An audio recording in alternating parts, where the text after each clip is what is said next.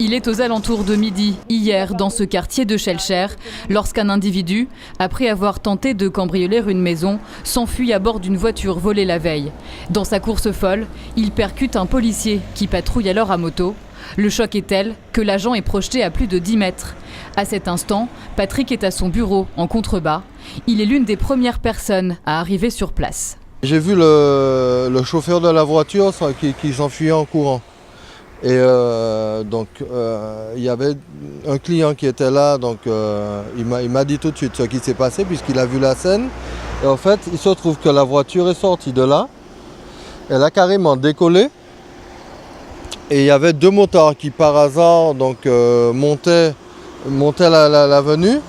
Et la voiture qui a choqué un des deux motards et qui a terminé sa course contre le mur là. Et au même moment, à Fort-de-France, un autre fait similaire se déroule à la limite des Terres-Saint-Ville et du centre-ville. Un individu qui était également à bord d'un véhicule volé, qui était poursuivi par les effectifs de police, est arrivé, il s'est retrouvé coincé dans la circulation en rue Goussat.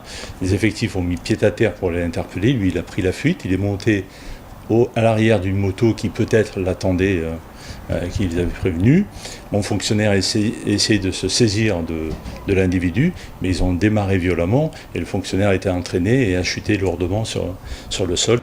Les deux policiers, âgés de 40 et 45 ans, respectivement blessés au genou et à la cage thoracique, ont été hospitalisés au CHU.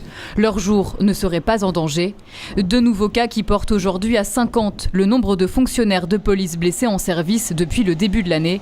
Un chiffre que déplorent une fois de plus les syndicats policiers. Ça commence à bien faire parce que c'est devenu un acte, je dirais, délibéré des gens maintenant de foncer sur les policiers et d'essayer de les tuer, de les percuter. Notre travail, c'est justement de protéger les citoyens, mais on donne de notre chair et de notre vie des fois, puisque l'an dernier, il y a 26 tués dans la police quand même. Au lieu de filmer et de laisser les gens tuer les gens ou de filmer les policiers en action, aidez-les.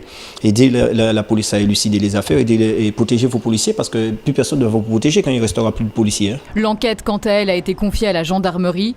Les deux malfrats sont pour l'heure toujours en fuite. Les forces de l'ordre ont indiqué avoir recueilli plusieurs éléments qui pourraient permettre de les appréhender rapidement.